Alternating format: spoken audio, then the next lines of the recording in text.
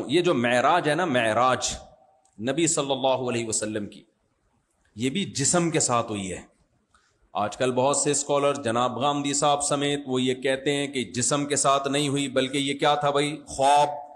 اور دلیل میں وما جعلنا الرؤيا التي اريناك الا فتنة للناس والشجرة الملعونة في القرآن، یہ آیت پیش کی ہے۔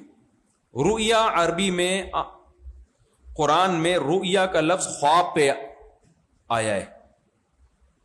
رؤیا کا لفظ کا اطلاق قرآن میں رؤیا کا لفظ کس کو کہا گیا ہے؟ خواب کو۔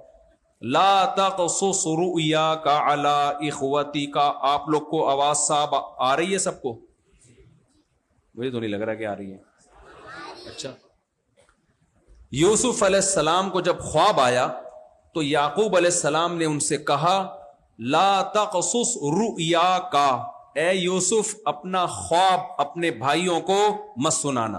تو جناب پروفیسر غامدی صاحب نے کہا کہ دیکھو یہاں رؤیا خواب کے معنی میں ہے، تو قرآن معراج کے لیے بھی رؤیا کا لفظ استعمال کر رہا ہے کہ ہم نے جو آپ کو رؤیا بنایا، جو آپ کا رؤیا تھا وہ رؤیا ہم نے اس لیے تاکہ لوگوں کی آزمائش ہو کہ اس کی تصدیق کرتے ہیں یا انکار کرتے ہیں۔ تو دیکھو وہ تو رؤیا ہے، خواب ہے۔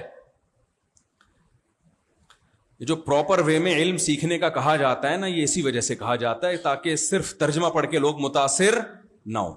ہر چیز کا پراپر علم ہوتا ہے۔ یہ ایسا ہی ہے جیسے کووڈ جن دنوں میں آیا تھا نا، کرونا، تو بہت سے لوگوں نے کچھ ڈاکومنٹریز دیکھ کے کہا کہ یہ تو وہی کرونا ہے جس کی پہلے سے موویاں بن چکی ہیں، یہ تو سب ایک سازش ہے، یہ وہی کرونا ہے بھائی، اب کچھ کرو نہ کرو نہ، لیکن یہ ہے وہی کرونا۔ تو اب چونکہ خود تو پڑھے لکھے ہیں نہیں نا، ڈاکٹر ہیں نہیں، میڈیکل سائنس سے تعلق ہے نہیں، تو وہ کوئی مووی شووی پرانی دیکھی ہوگی یا لوگوں نے چلا دی، دیکھو بھائی یہ پہلے سے پلان ہے، اس کا تو پہلے موویوں میں تذکرہ ہے، یہ لانچ کرنا چاہ رہے تھے ایک وائرس۔ میں نے ڈاکٹروں سے پوچھا، ڈاکٹروں نے بولا بھائی کرونا وائرس تو بہت پرانا ہے، کراؤن سے نکلا ہے یہ۔ کچھ وائرس ایسے ہوتے ہیں جن کے سینگ ہوتے ہیں کراؤن کی طرح نا، یہ جو ہے نا تاج ہوتا ہے نا بادشاہوں کو، اس میں سینگ نکلے ہوئے ہوتے ہیں، تو یہ اس طرح کا وائرس ہوتا ہے جس کی اس طرح کی شکل ہوتی ہے، تو اس لیے اس کو کراؤن سے بنایا گیا ہے، یعنی اس کے لفظ وہاں سے لیا گیا ہے۔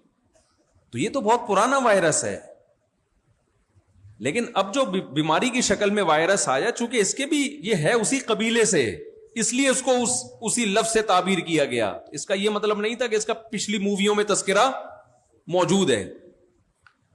تو ڈاکٹروں سے پوچھا تو وہ بتائیں گے۔ تو جو میڈیکل سائنس فیلڈ کا ماہر نہیں ہے اس نے اس پہ کتنا پروپیگنڈا کیا ہے، کچھ بھی نہیں ہے، ڈرامہ ہے، اور پہلے سے فلمیں آ رہی تھی وغیرہ وغیرہ۔ تو بھائی ہر چیز میں جب تک آپ پراپر وے میں علم حاصل نہ کرو آپ بات کرنے کے اہل نہیں ہوتے۔ تو جناب پروفیسر غامدی صاحب سے بھی یہی مسئلہ ہوا ہے، انہوں نے رؤیا کے لفظ کو دیکھا کہ بھائی خواب کہا گیا ہے۔ بھائی صاحب رؤیا خواب کو نہیں کہتے، رؤیا کا منظر کو کہتے ہیں، رؤیت سے نکلا ہے رؤیت، کیونکہ خواب بھی ایک منظر ہوتا ہے، سین ہوتا ہے، اس لیے خواب پر بھی اس کا اطلاق کر دیا جاتا ہے۔ آپ کہتے ہو نا میں نے سوتے میں ایک سین دیکھا ہے، اب کو سین کا لفظ خواب کے لیے استعمال ہوا، لہذا جہاں بھی سین کا لفظ آ رہا ہے SCENE والا سین، سین شین والا سین نہیں بھائی۔ دوبارہ سے مثال دیتا ہوں، بور تو نہیں ہو رہے آپ لوگ کہ یار مفتی صاحب کیا علمی ٹیکنیکل باتیں لے کے بیٹھ گئے؟ دیکھو آپ نے خواب دیکھا سوتے میں، آپ کسی کو جا کے بتا رہے ہیں یار میں نے رات کو میں سویا اور میں نے ایک سین دیکھا، تو اگلا فوراً سمجھ جائے گا یہاں سین سے کیا مراد ہے، منظر سے کیا مراد ہے، خواب۔ تو یوسف علیہ السلام نے آ کے ابا کو بتایا انی ارا فی المنام، ابا ارا رؤیت سے، رؤیت ہلال ہے نا، رؤیت ہلال وہاں سے ارا کا لفظ نکلا ہے، واحد متکلم کا صیغہ ہے۔ ابا میں نے خواب میں ارا دیکھا، تو جو چیز دیکھی اس کو عربی میں کہیں گے رؤیا، مرئیون کے معنی میں۔ تو یوسف علیہ السلام کہہ رہے ہیں ابا میں نے خواب میں ارا رؤیت کی، آگے ابا نے کہا کہ تمہاری جو رؤیت ہے، لا تقصص رؤیاکا، جو تمہاری رؤیت ہے، جو تم نے دیکھا ہے وہ کسی سے بیان مت کرنا. یہاں جو چیز دیکھی گئی ہے وہ خواب میں دیکھی گئی تھی، اس لیے اس کو رؤیا سے تعبیر کیا گیا. دوبارہ سے میرا خیال ہے بات پیچیدہ ہو گئی ہے، بہت آسان کر کے سمجھاتا ہوں. یوسف علیہ السلام ابا کے پاس آئے، یہاں تک سمجھ میں آ گیا؟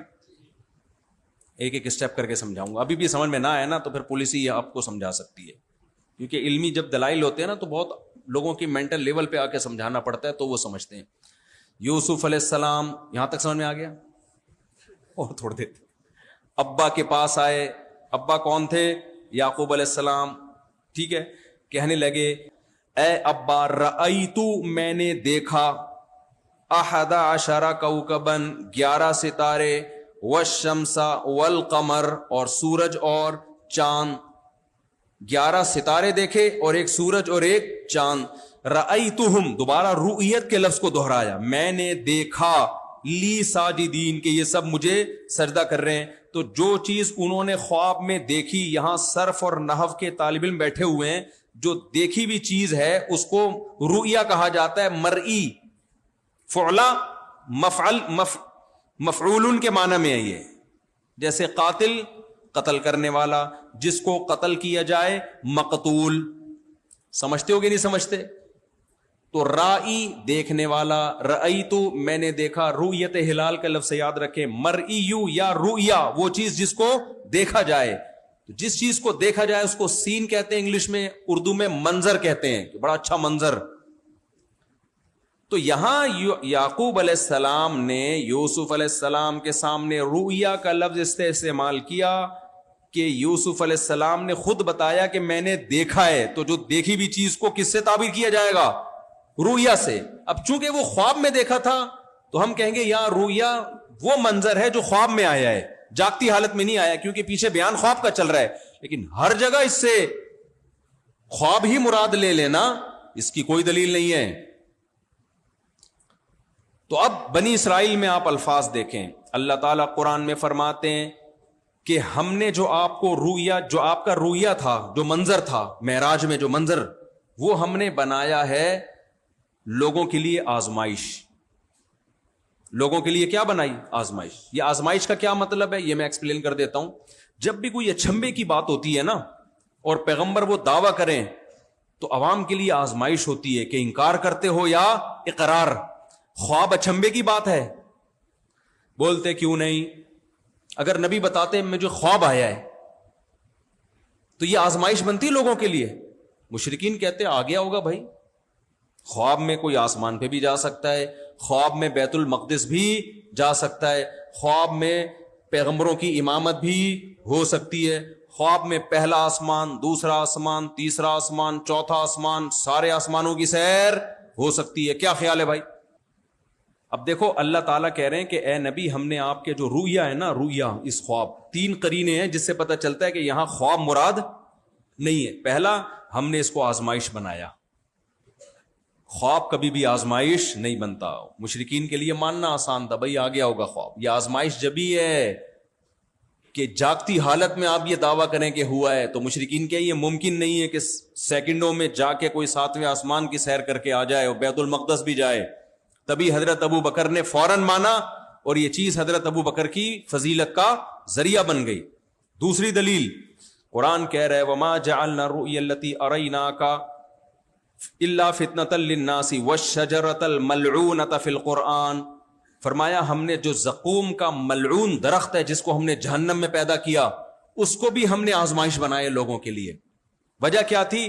جیسے مشرکین نے نبی کی معراج کا انکار کیا کہ یہ عقلی طور پر ممکن نہیں ہے، اسی طرح جب قرآن نے کہا کہ جہنم میں ایک درخت ہوگا انتہائی کڑوا، تو مشرکین نے کہا ایک طرف آپ کہتے ہو جہنم میں آگ ہے تو درخت کبھی بھی آگ میں اگ نہیں سکتا. تو اللہ کہتے ہیں معراج بھی آزمائش اور زقوم کا درخت بھی آزمائش. تو وہ درخت خواب میں اگا ہوا ہے، یہ جہنم میں سچی مچی میں اگا ہوا ہے. اگر خواب میں اگا ہوا ہوتا نا وہ درخت تو مشرکین کے لیے اس کو ماننا آسان تھا. خواب میں ایسا ہو سکتا ہے، خواب میں آگ اور پانی جمع ہو سکتے ہیں. تو جیسے وہ درخت سچی مچی میں اگا ہوا تھا بھائی، اگا ہوا ہے ابھی بھی جہنم میں، تو اللہ نے کہا میری قدرت ہے کہ جو خدا پانی میں درخت پیدا کر سکتا ہے، مٹی میں پیدا کر سکتا ہے، وہ آگ میں بھی پیدا کر سکتا ہے۔ یہ تو تمہاری آزمائش ہے کہ تم خدا کی قدرت کو مانتے ہو کہ نہیں مانتے۔ تو اللہ نے اس درخت کا تذکرہ اور معراج کا تذکرہ ایک ساتھ کیا، اس سے پتہ چلتا ہے نہ وہ خواب میں اور نہ یہ خواب میں۔ یہ دو دلائل ہو گئے کہ نبی کی جو معراج تھی جسم کے ساتھ تھی۔ تیسری دلیل سب سے خاندانی، وہ دلیل کیا ہے؟ اس سورت کو اللہ نے شروع کیسے کیا؟ سبحان الذی اسری بعبدہ لیلا من المسجد الحرام الی المسجد الاقصی، ہر عیب سے پاک ہے وہ ذات۔ اللہ نے سبحان اللہ سے پہلے اپنی تعریف کی کہ جو اپنے بندے کو رات کے تھوڑے سے حصے میں مسجد حرام سے مسجد اقصی کی طرف لے گیا۔ اگر یہ خواب میں ہوتا نا تو اللہ اپنی تعریف میں خود اپنے لیے سبحان اللہ نہ کہتا۔ تو قرآن کہتا ہے سبحان الذی اسری بعبدہ لیلا، ہر عیب سے پاک ہے، کیونکہ فوراً اشکال ہوتا ہے بھائی ایک انسانی جسم سیکنڈوں میں اتنا سفر کیسے کر سکتا ہے؟ اللہ نے کہا واقعی نہیں کر سکتا، لیکن اللہ کرانا چاہے تو سب کچھ ہو سکتا ہے۔ تین دلائل تو یہ ہو گئے، چوتھی دلیل ایک اور سن لو جو ابھی ابھی آئی ہے کھوپڑی شریف میں۔ اللہ کہتے ہیں سبحان الذی اسری بعبدہ لیلا، پاک ہے وہ ذات جو اپنے بندے کو لے گیا لیلن، رات کے تھوڑے سے حصے میں۔ تنوین تقلیل کے لیے یہاں پہ، خواب میں یہ بتانے کی کیا ضرورت ہے رات کے تھوڑے سے حصے میں خواب آیا؟ کبھی آپ صبح اٹھے آپ نے کہا کہ مجھے رات کے تھوڑے سے حصے میں خواب آیا ہے؟ کبھی کہا آپ نے؟ بولو گے بھائی رات کو خواب آیا ہے۔ اللہ اپنی قدرت اور لفظ سبحان جو اللہ نے استعمال کیا نا، اس پہ مہر لگانے کے لیے کہ اتنا طاقتور اور اتنا عیب سے اور عاجزی سے پاک ہے کہ پوری رات بھی نہیں لگی، بلکہ رات بھی نہیں، آدھی بھی نہیں، پونی بھی نہیں، رات کا بہت ہی معمولی سا حصہ۔ تو اتنی قیدیں لگانے کی جبھی ضرورت ہے کہ اپنی طاقت اور قدرت کو بیان۔ دیکھیں اسباب کی دنیا میں تو پوری رات میں بھی ممکن نہیں ہے، لیکن جب کام اسباب سے ہٹ کے ہو رہا ہے تو سیکنڈ میں بھی ممکن ہے۔ اور ایک اور سب سے واضح دلیل جو چھٹی دلیل ہے، چھٹی ہے پانچویں ہے، پانچویں دلیل ہے وہ یہ کہ قرآن جب کہہ رہا ہے سبحان الذی اسری بعبدہ لیلا، اللہ اپنے بندے کو رات کو لے گیا مسجد حرام سے مسجد اقصی، تو اللہ کہہ رہا ہے میں لے گیا، تو آپ کو خواب میں لے گیا، تو یہ اللہ سے آگے نکلنے کی کوشش ہے یا نہیں ہے؟ تو کتنے واضح دلائل کے بعد بھی لوگ کہتے ہیں کہ جی وہ علم کہاں ہے بھائی؟ جناب غامدی صاحب کے پاس ہے۔ ایسا نہیں ہے بھائی، اخلاق یقیناً ہیں جناب غامدی صاحب کے پاس، علم علماء کے پاس ہی سے آپ کو ملے گا۔